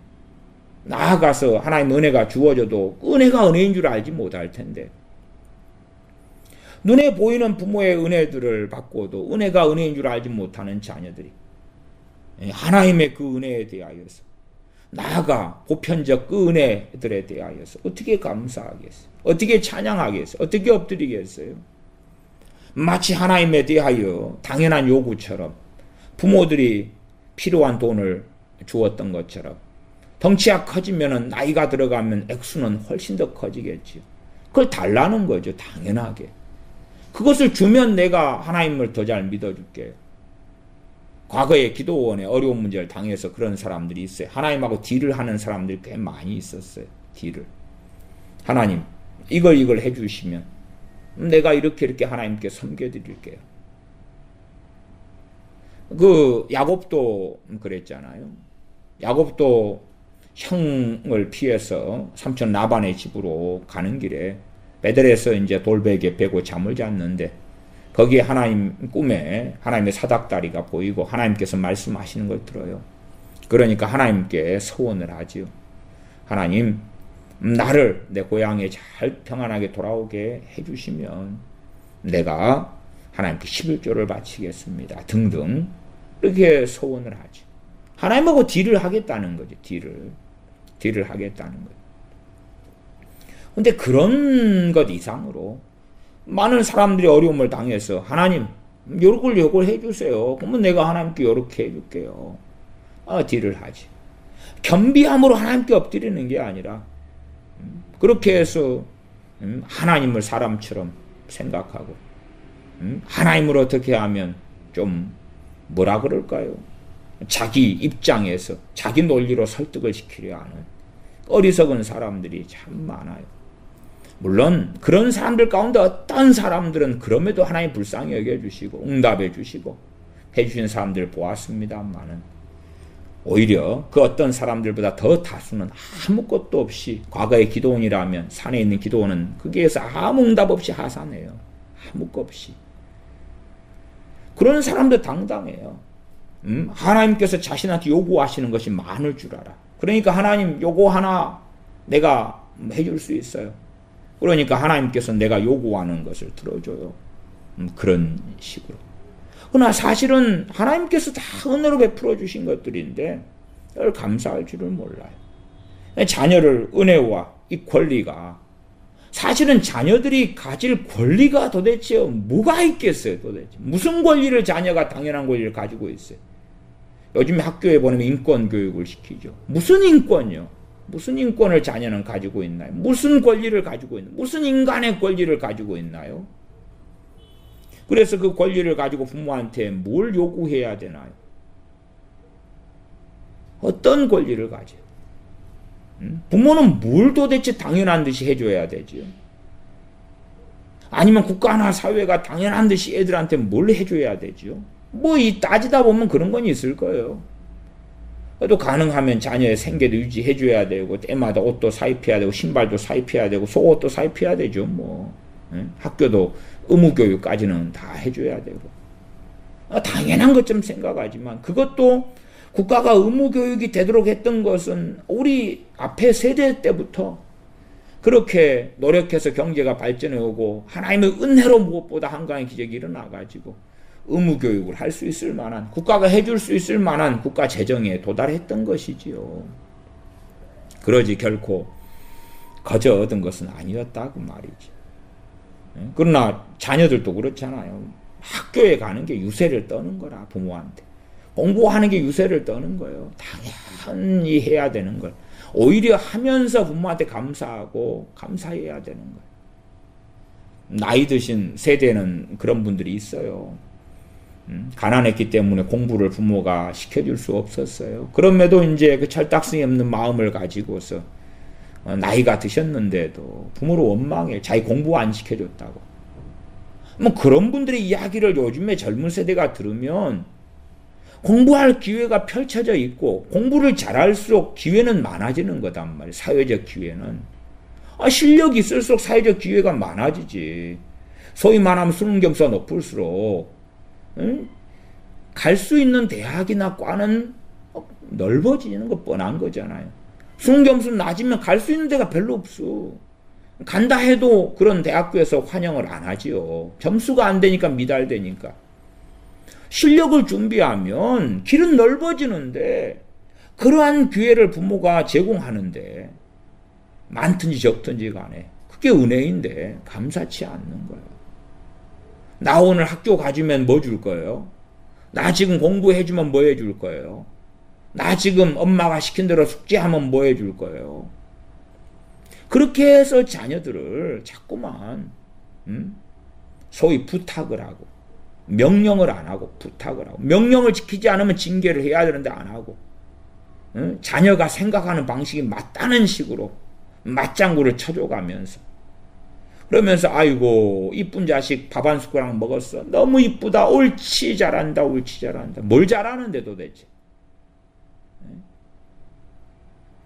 또 옷을 자녀가 뭐 스스로 입는다 그럴 때에 와 너무 대단하다 대단해. 뭘 대단한데 도대체. 그 옷을 부모가 해줬는데. 점점 이상한 자녀 교육은 광범위하게 퍼져서 습관적이 돼가지고 있어. 여기에서 알파 오메가까지 다 습관적이 돼가지고 자녀가 망가져 가는데도 망가지는지도 몰라요. 몰라. 그러면 그런 자녀가 하나님 앞에 서가지고 하나님의 은혜는 어떻게 깨달을 거예요? 아니 은혜를 깨달았다 해도 그것은 이제 머릿속이겠고 자기 몸에 체화되고 몸에 배어버린 것은 그거 아니에요. 하나님을 어떻게 하면 이용하고 지배하고 끌고 갈 것인가? 그래서 그런 자녀들, 그런 사람들의 기도 생활이라는 것은 이상해요. 말하자면 기도를 통해서 부모를 지배하고 하나님을 지배하고 조종하는 거예요. 어떤 요구 조건을 들어달라고 부모를 막 괴롭힌 다음에 결국엔 당장 못 해주면 부모의 약속을 받아내려는 거예요. 부모의 약속을 받아낸 다음에는 이제 부모를 괴롭히는 거예요. 엄마 해준다 그랬잖아요. 아빠 해준다 그랬지. 해준다 그랬지. 해준다 그랬잖아요. 누구는 그걸 엄마 아빠가 해줬다던데 왜 나는 안 해줘요? 그때 약속했는데 왜 안 지켜요? 왜 안 지켜요? 왜 안 지켜요? 막 괴롭히는 거예요. 그렇게 해서 부모를 이용하고 조종하고 괴롭히는 것처럼 하나님께도 기도를 통해서 이걸 해줘요. 저걸 해줘요. 저걸 해줘요. 저걸 해줘요. 저걸 해줘요. 그것이 기도 생활이라고 믿어버리고 생각해버리는 거예요. 그런 자녀들의 신앙이, 그런 자녀들의 기도가 성인 되어서도 정말 정상으로 될 것 같냐고 말해. 안 그래요. 안 그래요. 하나님께서 어떤 사람들에게 은혜를 주십니다. 은혜를 주시면 그 사람들이 그렇게 생각할 때들이 많더라고요. 은혜를 주시면 당연한 듯이 생각해. 당연한 듯이. 이제 다 그러진 않지만은 어떤 사람들은요, 주님을 믿을 때, 그 다음 믿은 다음에 금방 그 큰 은혜를 받아요. 기본적으로 은혜가 성령 세례와 성령 충만입니다. 가장 중요한 은혜이기도 하지요. 받으면 어쨌든 뭐 너무 기뻐. 우울증 걸린 사람도 우울증이 좀 눌러지고 사라지고, 강박증도 바로 사라질 때도 있고, 절망도 두려움도 사라져가고 자신감이 생기고 기쁨이 오고 소망이 생기고 그래요. 뭐 너무 좋다는 거예요. 당연히 좋지. 본내에 쌓여있다가 절망과 두려움에 의기소침에 수치심에 쌓여있다가 자신감도 생기고 기쁘고 평안하고 그 평화를 맛보지 못하고 살았다가 너무 좋다는 거예요. 당연히 너무 좋지. 너무 좋지. 근데 이제 많은 그런 분들 가운데 착각이 있어요. 착각은 뭐냐 그러면 내가 주님 믿어줬으니까 이거 생겼구나. 내가 믿어줬으니까 그에 대한 보상으로 온 거지. 보상으로 성령 충만이 온 거예요. 기쁨이 온 거예요. 그렇게 생각하는 거예요. 이게 제가 목회했을 때도 그런 분들에게 아니라고. 이게 그렇게 생각하시면 하나님께서 이제 때가 되면 거둬가신다고. 근데 자기는 아무런 뭔가 없이 그 은혜를 받았잖아요. 은혜랑 값없이 주시는 거니까. 받았어요. 그것이 이제 계속 지속될 줄로 안답니다. 계속 이어갈 줄로 알아요. 주님 믿고 그 다음에는 성령 충만 받으면서 특별한 노력 없이 수고 없이 그잖아요. 이제 기존 주님 믿는 사람들, 기존에 주님 믿는 지 시간이 좀 흘러간 사람들은 쉽게 성령 충만을 못 받습니다. 유감스럽게도. 또 성령 충만을 받았다 까먹은 사람들은 그 다음에 받기는 더 어렵습니다. 유감스럽게도. 물론 이제 뭐 성령님의 큰 기름 부으심이 있는 집회가 있다거나 그러면 상대적으로 쉬워집니다만은 그러면 보편적으로는 그렇다 그 말이에요. 그 사마리아 성에 빌립 집사님을 통하여 복음이 전해진 다음에 그 다음에 베드로 사도와 요한 사도가 와서 성령님 받기를 기도합니다. 그게 이제 사마리아 성의 오순절이 있지요. 성령님께서 임하셔요. 그렇게 따지면 사마리아 성의 사람들은 성령 충만 받는 것이 굉장히 쉬웠죠. 굉장히 쉬웠어요, 그냥. 그러니까 빌립 집사님이 와가지고 병 고치고 귀신 쫓아내고 복음 전하고 기쁨이 가득하고 주님 영접하고 세례받고 그 다음 베드로 요한 사도가 와서 안수하니까 성령이 막 임하셔. 너무 쉬웠잖아요. 그게 FM적인 건데 어쨌든 저도 그래서 목회하면서는 초신자들이 성령 충만 성령 세례 받도록 항상 말씀드리고 그러면서 그런 사례들이 많이 있어 왔어요. 그러니까 그런 것처럼 정말 너무 자연스럽게 편하게 쉽게 막 기쁨이 왔어요. 그저께까지는 두려움과 절망의 탄식에 소망이 안 보이다가 기쁨이 생기고 은혜가 생겨 소망이 생겨요. 막 너무 좋아. 이게 착각들을 하는 거예요. 내가 믿어줬기 때문에 이거 당연히 받는 거고 이건 죽을 때까지 이어지는 거구나 생각하는 거예요. 죽을 때까지. 이제 살만해진 거예요. 살만해져. 근데 예배를 안 드려. 근데 기도를 안 해. 그 성령 충만하는 기도할 은혜까지 포함되어 있지요. 예배할 때 또한 하나님을 더 찾을 때 그 성령 충만 더 강해지기도 하고 더 길어지지요. 오래 가지요. 근데 그걸 즐기고 있는 거예요. 그 다음에 석 달 뒤에 다 사라져요. 석 달 뒤에 사라져. 6개월 뒤에 사라져. 심지어 3주 뒤에 사라져. 왜 없어져 이게? 왜 없어져? 왜 줬다가 빼서? 고린도후서 6장 1절을 보겠습니다. 우리가 하나님과 함께 일하는 자로서 너희를 구원하노니 하나님의 은혜를 헛되이 받지 말라. 헛되이 받지 마라. 받은 다음에 이제 은혜가 다 사라지는 거지. 이게 헛되이 받은 거예요. 은혜의 주신 그 목적을 이루지를 못하는 거예요. 그 목적을 이루는 길을 걸어갈 때에 그 하나님의 은혜는 유지되든지 아니면 더 커지든지 그럴 거예요. 근데 하나님의 은혜를 헛되이 받지 말라 그랬는데 헛되이 받아버리는, 헛되이 받아버려. 자녀들도 부모 품 안에 있는 동안에는 부모를 통하여 작든지 크든지 간에 은혜 받는 시간들이잖아요. 은혜 받는 시간. 특별히 그 부모가 크리스천이라면 부모가 예배당에 데리고 나갈 거고 말씀을 읽거나 듣게 할 거고 이게 더 은혜를 받는 거죠. 그러나 부모 품 안에서 그 은혜를 헛되이 보내버리는 거예요. 또한 하나님께로부터 온 은혜를 헛되이 보내버리는 거예요. 그러면은 그 은혜를 주셨다가 어느 때 걷어가 버리시는 거예요. 걷어가 버리시죠. 은혜를 주시면 사람들 착각은 그거예요. 이건 내 거다. 어떻게 그게 당신 거야? 에? 언제 걷어가실지 몰라도 당신 건 아니야. 아니야. 당신이 지금 누리고 있다고 당신 건 아니라고. 당신 생명이 당신 거 같지만 하나님이 어느 때 거두신다고 당신 거 아니야. 그냥 은혜의 때에 좀 주신 거라고. 하나님께서 은혜를 주시는데 이거 당연히 지 거라고 생각하는 거예요. 자기 거라고. 그런 사람들은 은혜를 헛되이 받게 되고 그 다음에 그 은혜가 주신 그 목적을 성취를 못하는 거예요. 그 다음에는 은혜를 거두어 가버리시죠. 거두어 간 다음에는 죄를 잔뜩 지었으니까 그 은혜를 그렇게 쉽게는 못 받을 거 아니에요. 더 못 받아요, 쉽게는. 하나님의 은혜가 주어져도 은혜를 은혜되게 안 되는 거예요. 당연한 것처럼. 자식도 이기적이 되고 자기 중심적이 되면 하나님의 은혜를 받은 다음에도 하나님이 내 중심으로 계셔야 되니까 나한테 주셔야지.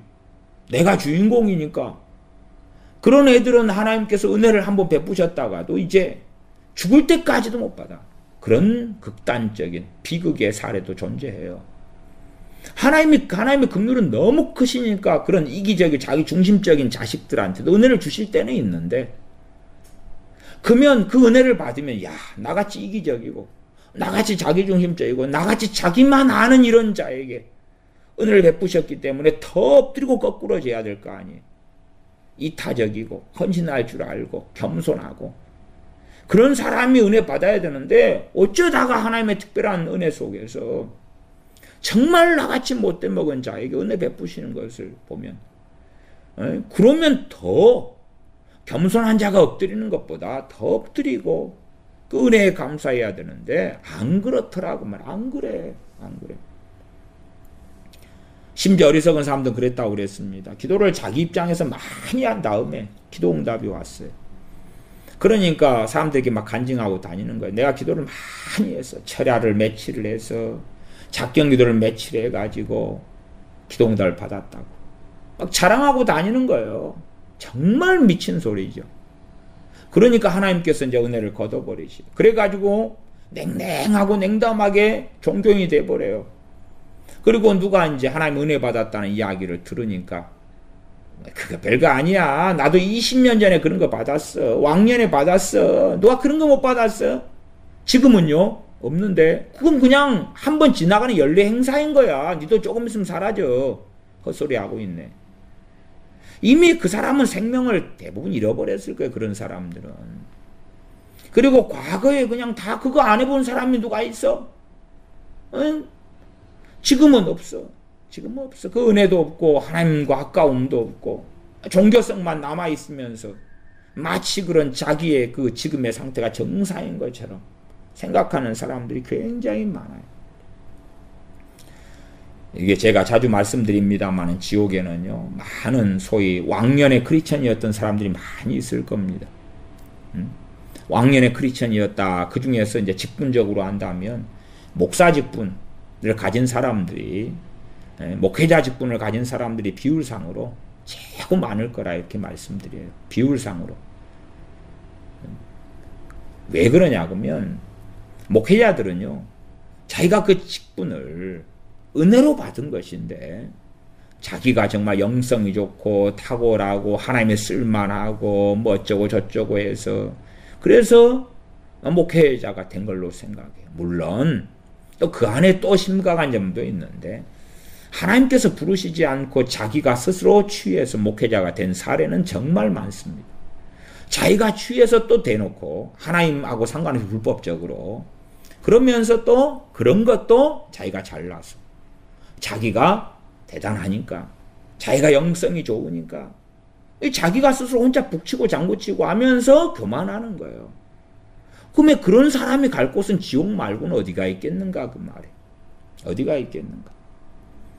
그러면 비율상으로 한다면 목회자가 최고 많이 뭐 교회 서리 집사님, 안수 집사님, 뭐 권사님, 성도님 매 똑같은 인구로 한다 그럴 때에 비율상 최고 많이 있을 거라. 저는 그렇게 생각해요. 뭔가 된 줄로 알아요. 목회자들이 선교사들이 뭔가 된 줄로 알아. 나는 보았노라 섰노라 잡았노라. 나는 거룩한 주의 종이노라. 내 말을 들으라 나를 따르라. 아니 사도 바울같이 살면서 나를 본받으라 그러면 맞지요. 그는 성령님을 따라 주님을 따라 사는 사람이기 때문에 자기 정욕으로 사는 사람이 아니기 때문에. 그러나 목회자들이 자기 정욕대로 살면서 나를 본받으라 그 미친 소리를 하는 거지요. 뭔가를 된 줄로 알아요. 나는 거룩하고 신령한 사람. 꼭 그래서 이상한 그런 전래동화처럼 자기의 인생을 미화시킵니다. 나는 어릴 때부터 신령했고 어릴 때부터 뭐 나는 하나님께 뭐 헌신되어졌고 어릴 때부터 주님 만났고 어쩌고 저쩌고 성경을 맺도 그랬고 어쩌고 자기를 자꾸 미화시켜가요. 그러니까 내가 이런 위대한 주의 종이 되었노라. 그 다음에 목회자들도 자서전 같은 거 많이 쓰잖아요. 아니면 남 손을 빌려서 그렇게 하기도 해요. 그러면서 미화를 시켜가려는 거예요. 미화를. 얼마나 어릴 때부터 떡잎부터 돼 있었다고. 서로 모양이 그렇게 됐다 할지라도 그건 하나님의 은혜 때문에 그런 건데 은혜가 은혜되지 않은 것. 당연한 것처럼 여길 때에 하나님은 그 은혜를 걷어버리시는 거예요.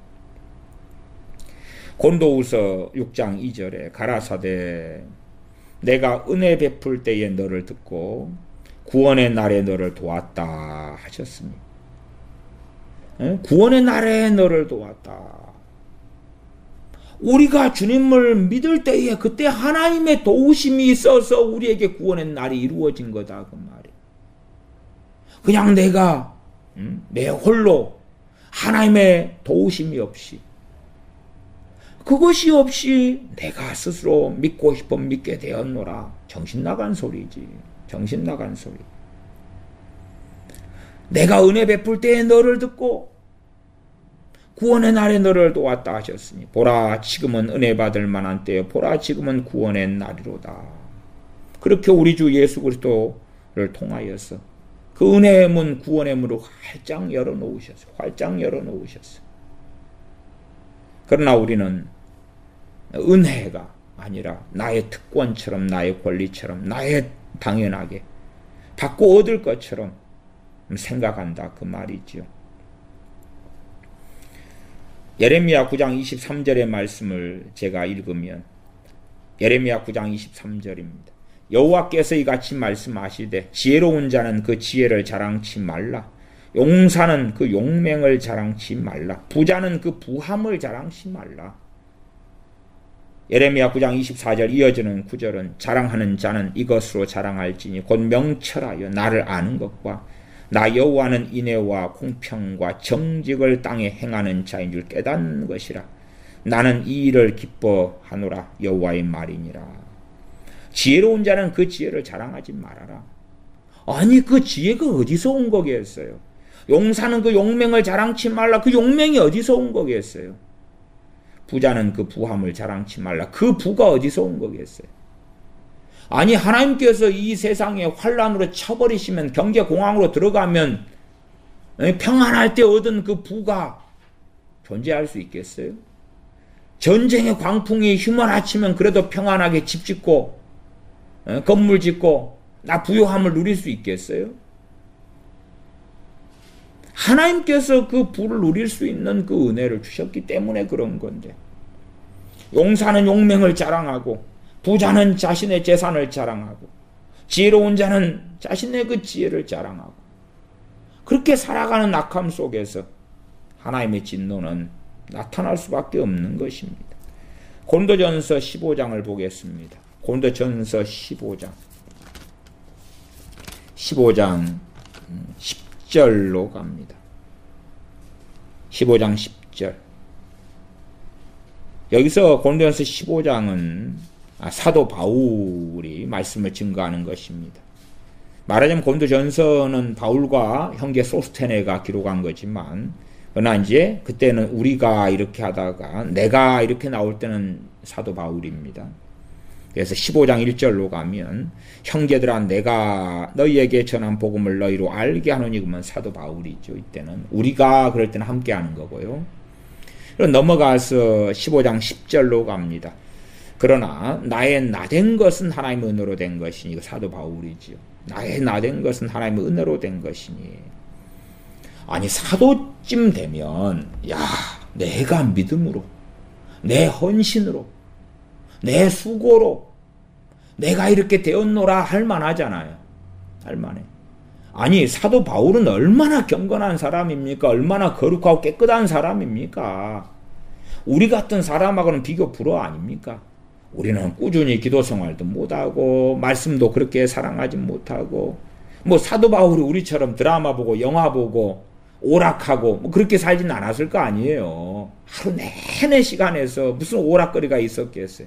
우리는 현대인으로서 오락도 하고 이것저것도 하고 외식도 하고 쇼핑도 하고 그렇게 하지 않습니까?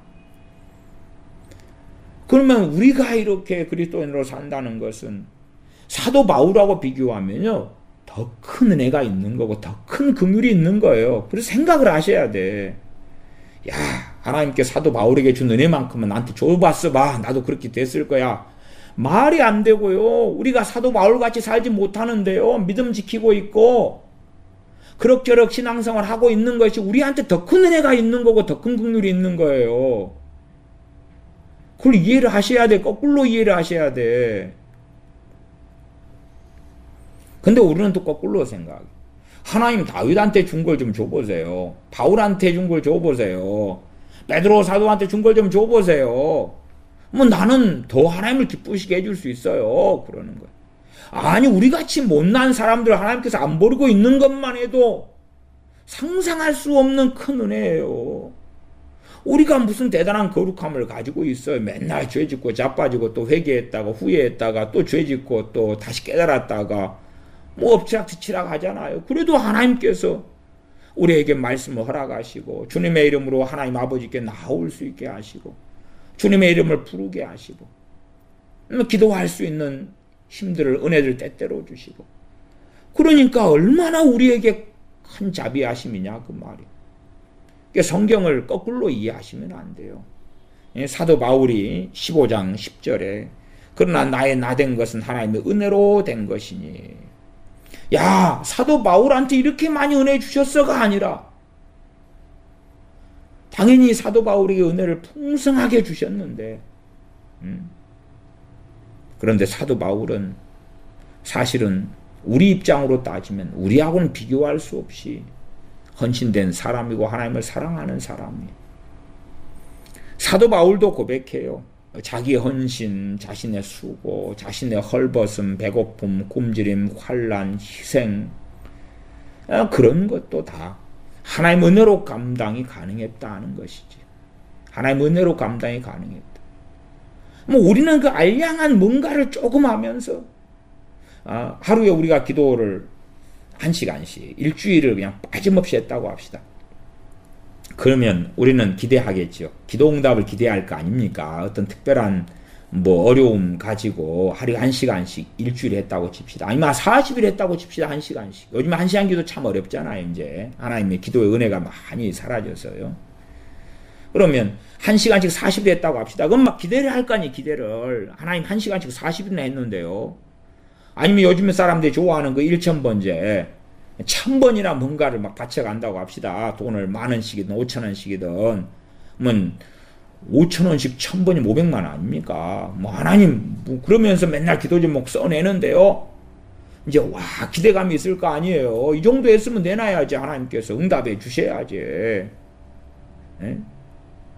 뭐 사도 바울같이 헌신했는데 뭐 하나님 당연하게 뭔가를 그러니까 우리가요 뭐 사도 바울의 그냥 발끝만 따라가도 우리는 자존망대해질 수 있을 거예요. 야, 이만큼 했는데 우리가 아무것도 아닌 걸 해놓고도 대단한 것처럼 생각하면 어떤 목사님은 인간적 육적으로 이상한 설교들을 30년 했는데요. 그분의 입에서 하시는 말씀은 그렇더라고요. 내가 정말 신실하게 하나님 말씀 30년간이나 전파해가지고 하늘에 나에 대한 큰 상이 기다리고 있을 거라고. 그 이상한 소리를 30년을 해가지고 그러놓고도 착각은 자유다. 그 말 착각은 자유다. 15장 10절에 내게 주신 그 은혜가 헛되지 아니하여 은혜를 받고 그 은혜를 헛되게 하지 않았다. 그게 사실은 우리가 사도 바울 같은 열매가 맺는 삶을 잘 살지 못하는 일반적인 이유도 그렇습니다. 하나님께서 은혜 주셔서 우리가 많이 헛되이 했기 때문에 그런 거예요. 헛되이 했기 때문에. 은혜를 따라서 열매를 맺지 않고 은혜를 쏟아버리고 심지어는 그러면서 또 불평하기도 하지요.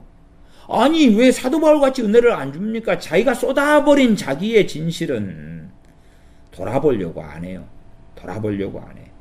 그 다음에 아니 은혜를 안 주셨으니까 그러죠. 이런 판으로 많이 흘러갑니다. 우리의 완악함이죠. 그러나 사도 바울은 내게 주신 그의 은혜가 헛되지 아니하여 헛되지 않게 했다. 내가 모든 사도보다 더 많이 수고하였으나 내가 아니요. 모든 사도보다 더 많이 수고했다. 그래도 내가 아니다. 내가 아니라 오직 나와 함께 하신 하나님의 은혜로다. 하나님의 은혜로다. 그렇게 해서 하나님을 섬겼다 말씀합니다.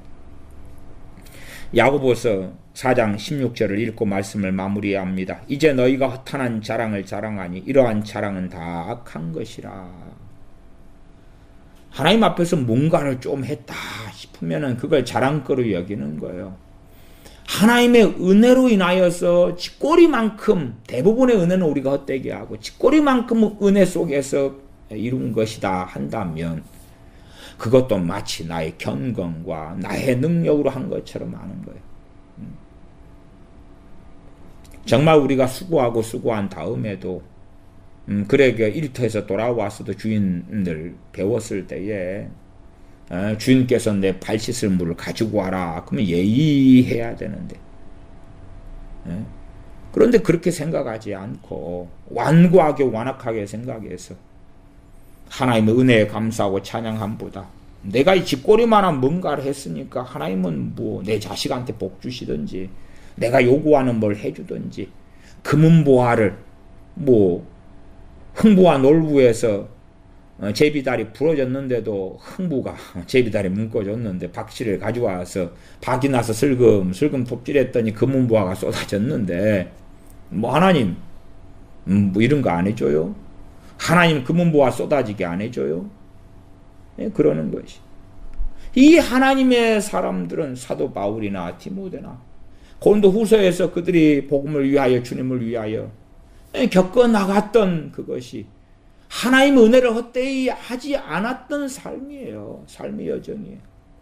그러나 우리는 사실은 너무 깊숙하게 기복주의에 빠져있고 심지어 자녀교육을 시킬 때도 기도를 부모들이 자녀들에게 가르치는 걸 보면 이게 완전한 기복주의라. 그래서 야, 너 새 신발 가지고 싶지? 뭐 새 신발 달라고 하나님께 기도해라. 응답해 준다. 그다음 너 좋은 옷 하나, 노스 페이스인가 등골 메이커 하나 하고 싶지? 기도해라. 하나님이 주실 거야. 너 떡볶이 먹고 싶다고? 하나님께 기도해. 그럼 떡볶이 하나님이 주실 거야. 그래가지고 이상한 뭔가를 막 만들어가는 거야. 더 만들어가는 거야.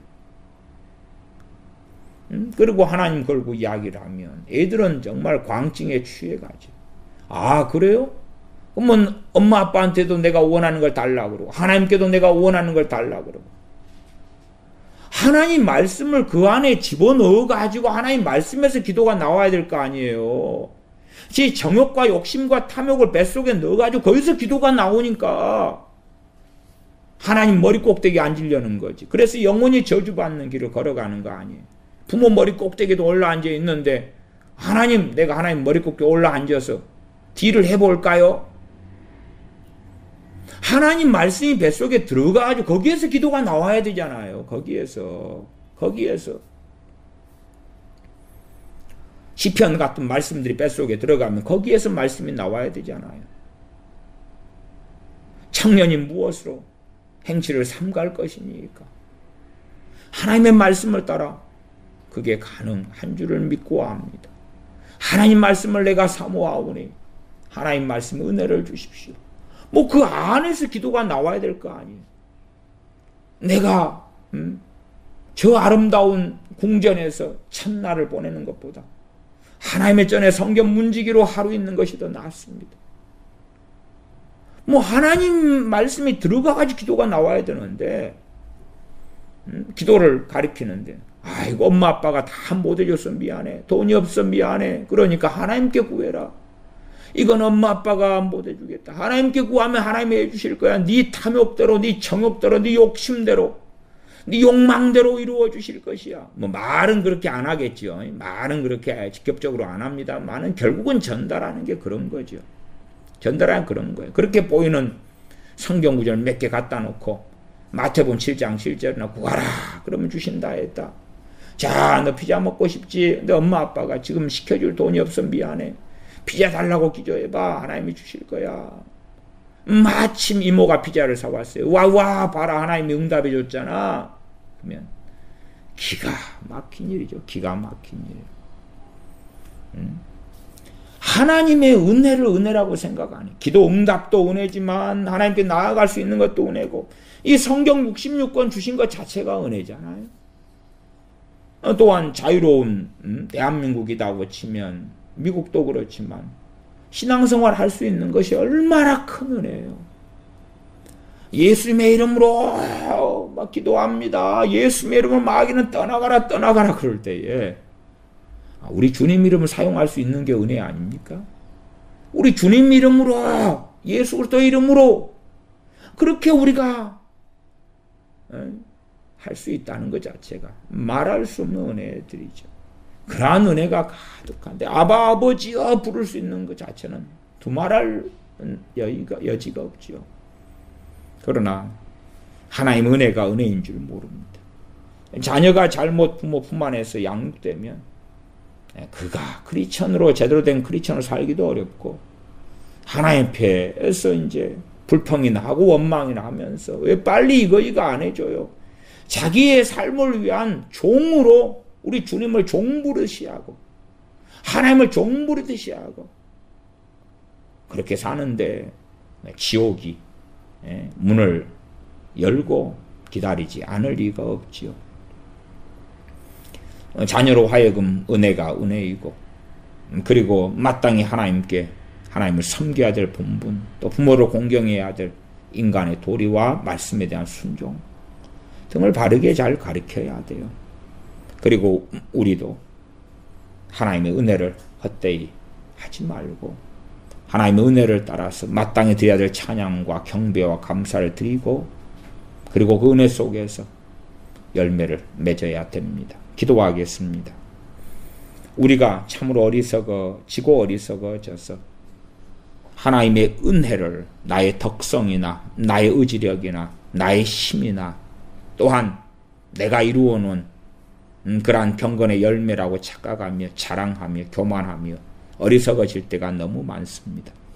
그러한 길을 우리가 걸어갈 때에 주신 은혜를 거두어 가시는 하나님의 공의를 우리가 볼 때에 겸비하며 엎드려지며 낮아지며 회개할 수밖에 없사온즉 우리가 어리석게 하나님의 은혜를 주신 그 하나님의 영광을 그 하나님의 자비를 도둑질하지 않고 거짓말하지 않고 우리의 영적인 눈이 바르게 띄어져서 하나님의 은혜들을 보며 끊임없이 쉼없이 찬양하며 찬미하며 기뻐하며 감사하며 노래하는 하나님의 자녀들로 살게 하여 주시옵소서.